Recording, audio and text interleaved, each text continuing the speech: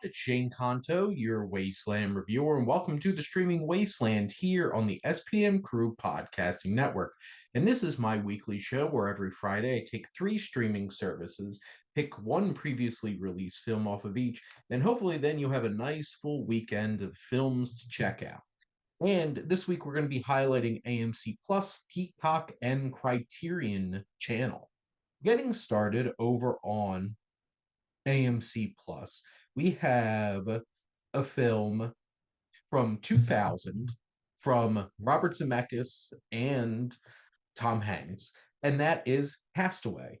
And this survival film focuses on a FedEx executive who is in a very busy place in his life, works a lot, does have a special woman in his life played by Helen Hunt, but a fateful flight leaves him stranded on an island.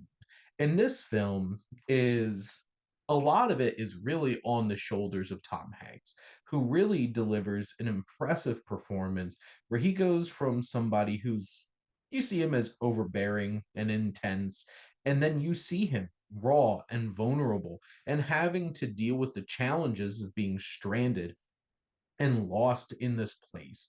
And this is such an impactful and emotional experience. You see him go through all of these stages of psychological struggle, physical struggle, his rotting tooth and getting injured, or as the film goes on and it leaps time, you see him lose tons of weight and befriend a volleyball named Wilson.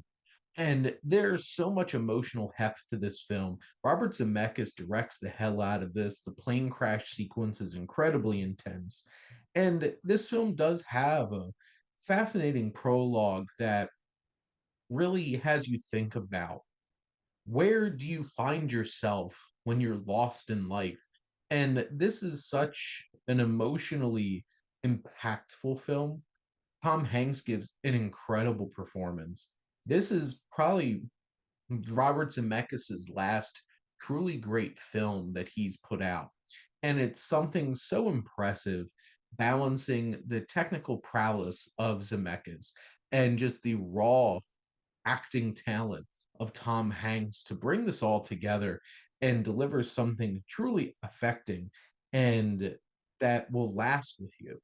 This film is a little long in the tooth, but it takes you on this incredible journey, this impactful journey, and something that will last with you and just, have you just remembering why we love Tom Hanks so much and why he truly is one of the premier actors of his generation. Next up, we're going to shift gears and head over to Peacock.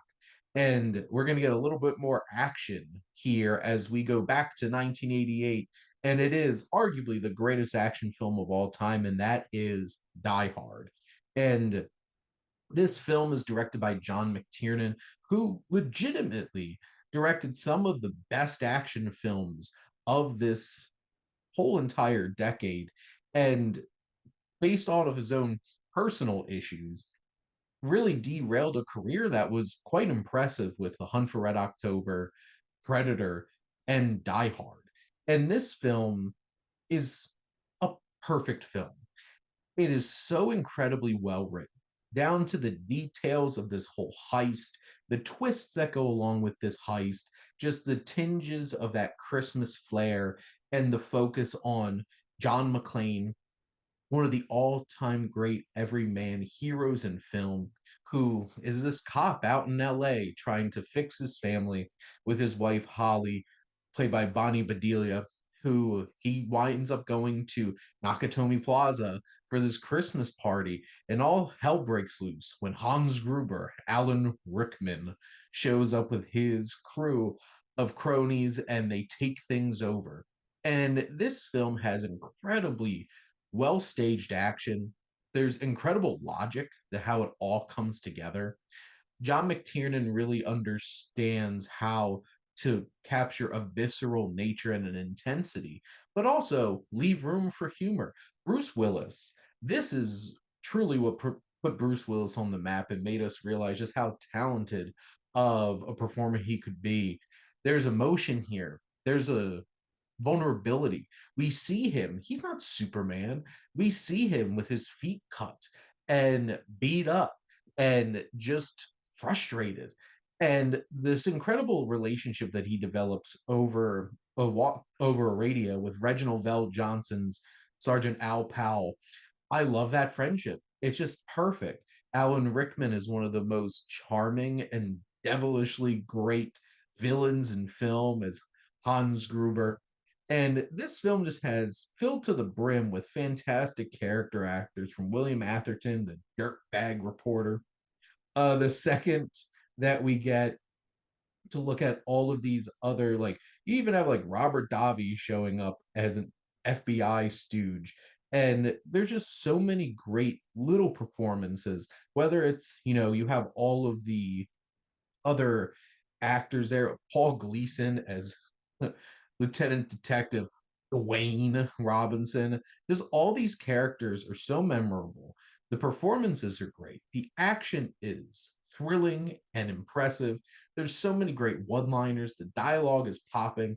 This just has everything. Die Hard is an all-time classic, and this is how you make an action flick. John McTiernan had such a role at that point with this and previously Predator, Hunt for Red October. But this is just one of the all-time great action films. And yes, it is indeed a Christmas movie. So it is perfect as this is the first episode of the Streaming Wasteland as we get into December. And lastly, heading over to the Criterion channel, it's back to 1954. And this is the crime thriller drama On the Waterfront.